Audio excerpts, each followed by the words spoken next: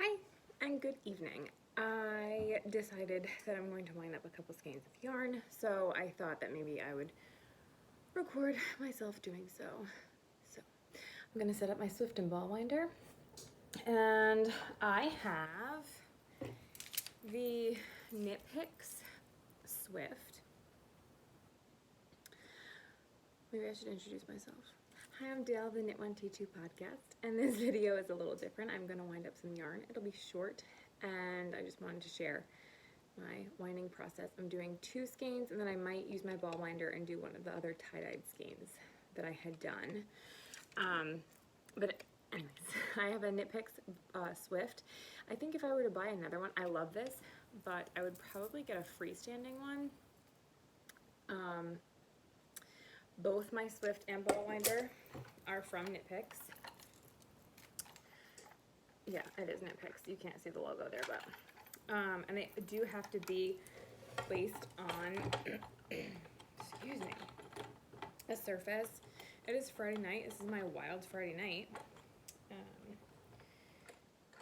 So the only, like, I have this counter here. Usually I do it on my coffee table, but I felt like standing up tonight.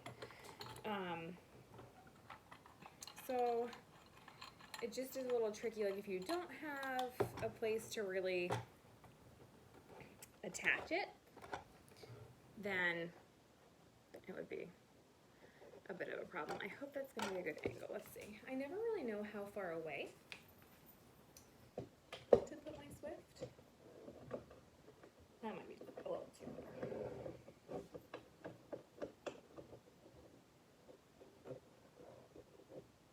Okay. So I'm just doing it on like my kitchen counter here. This is like our eating counter. We got in the habit of eating in the living room, so we don't eat here all that often, but this is going to be my next cast on. So this is a little preview prior to my next podcast episode, but this is a Hawthorne, Knit Picks Hawthorne fingering weight yarn, Alameda, I'm probably not pronouncing that right, but is the colorway. It's 357 yards, 100 grams. It is a 80% superwash fine Highland wool and 20% polyamide. And I think that's it. So that's the first one that I'm going to do. And there's just something like, I don't know. There's something about unwinding that skein of yarn, hank of yarn. Oh, it's stuck on my ring. Stop it. That just makes me happy. Hold on, I have to fix my ring here. Okay, so it's really pretty because it always comes up different in the hanks and then in the cakes. I did forget scissors, so I think I'm gonna have to go get those. But oof, I'm excited to see how it knits up because there's like purple on that side, blue on this side. The lighting is not the best. It is dark. It is 6:22 in the evening. Night? Evening? I don't know. It's 6:22 p.m.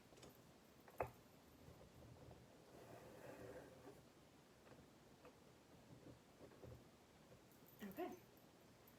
So sometimes you can get the knots. Definitely not happening. I gotta get my scissors. Okay, I got my scissors. Although I'm always nervous that I'm going to cut the beginning of this skein. So I do actually, now that I got my scissors, actually, yeah, that one came off. I definitely think this is the beginning.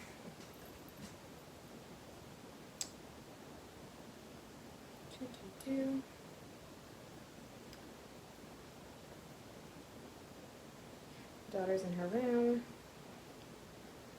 Husband's not home from work yet. So it's awfully quiet in my house. Okay, that's the outside, so I'm going to leave that hanging. There's always a different number.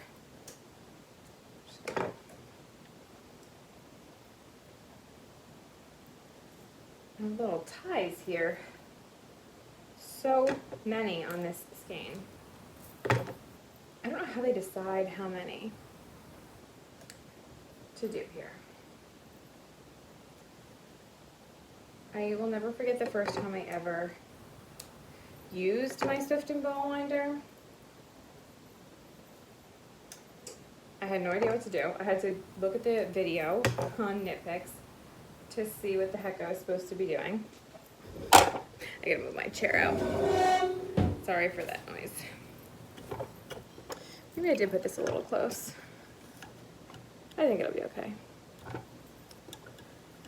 Okay, I'm gonna do a time lapse of this one, then I'll share the next yarn.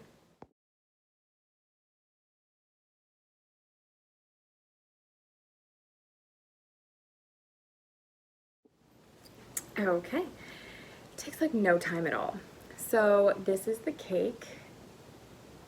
It's so pretty. It's like a perfect mixture of blue and purple. Two of my favorite colors. I love all colors. But I think I mentioned not that long ago on the podcast that purple is my favorite color, and I don't really wear a lot of purple, nor do I knit, I feel like, with a ton of purple. So that's that one. So I do want to say that the Swift and Ball winder was an investment. However, the first time I ever wound a hang of yarn, it was a Yarnable skein. The first time I'd ever bought a hank, I was so excited. I looked on YouTube how to wind it by hand. I used a paper towel roll.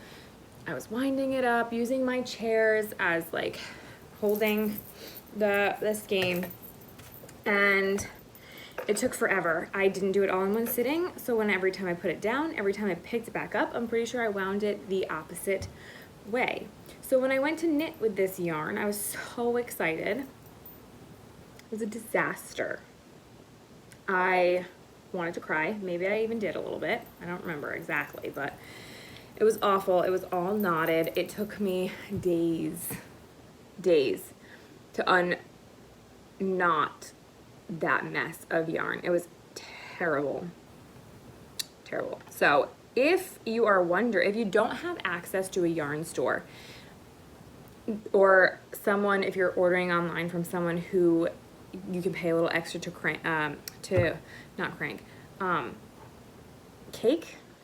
wind, whatever they call it, winding the yarn, caking up the yarn, definitely invest in a Swift and Ball winder.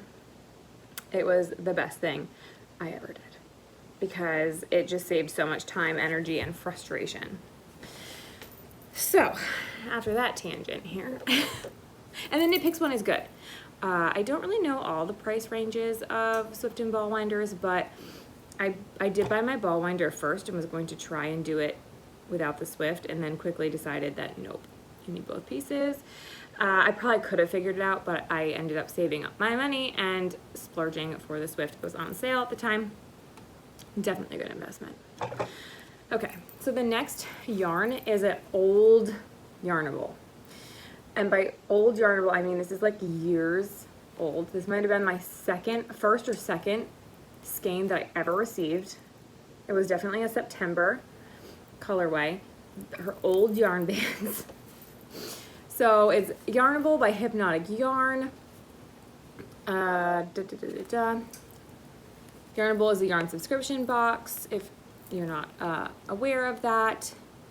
I get them, I was getting them more frequently, like it was probably a year ago, but I have been getting them less frequently just because I'm trying to use up some of what I have and just saving some money. So this is Per Plush Sock Base, fingering weight, 85% superwash merino wool, 15% nylon. It's 437 yards and 100 grams, and the colorway is Apple Crisp. So this one I am not going to be casting on until September 1st.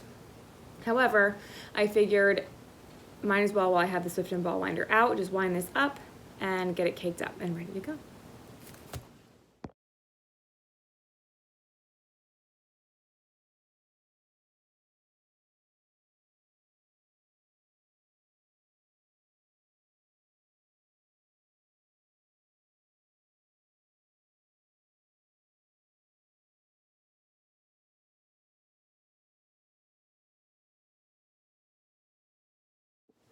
Okay, so this is how this one caked up.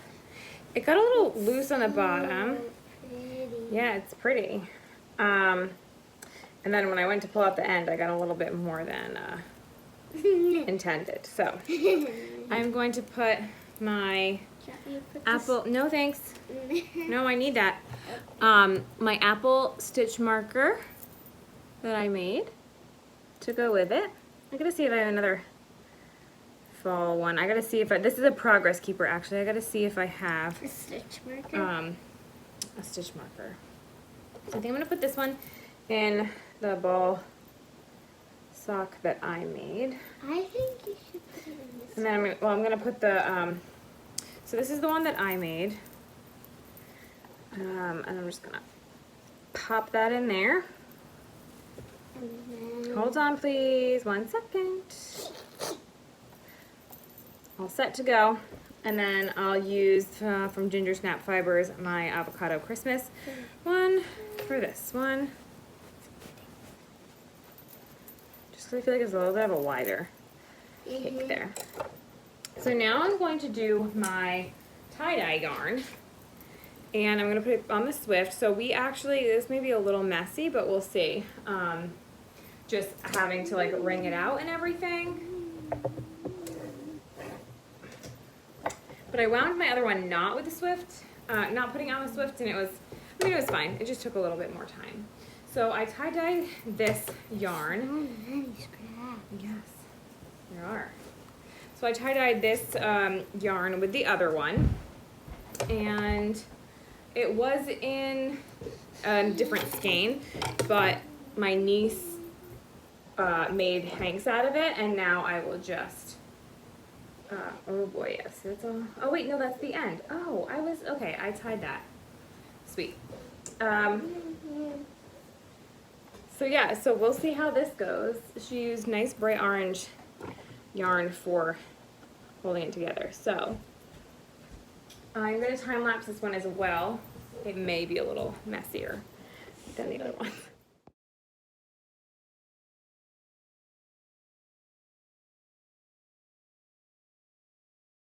So I actually went better than I thought because at first it started to get tangled, but I was able to just pull it, and I just went slow.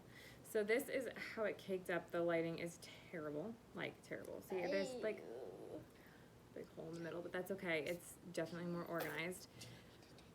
No, I have the light on. No, I said, do you want me to turn the light off? Off? No, that'll make it worse. It's just a more muted, like my other skein was more vibrant colors, and this is more muted colors. They're gorgeous. I like it. I will definitely show it on the next podcast and see if I can get better lighting if I haven't already started working with this. So we're also going to wind up Liliana's skein that she dyed. So this is her skein. This is more of a muted color too. These are ones I think we did when we came home, so we used different, I think it was different dye, right? Different colors. So these are just more muted tones, and I like it all. So I still need to rinse out her other skein that was very bright pink, a lot of dye in there. And then I have 2 other skeins that I also need to rinse out as well. So we'll do that. I don't know that you're gonna need your stool, but we'll see.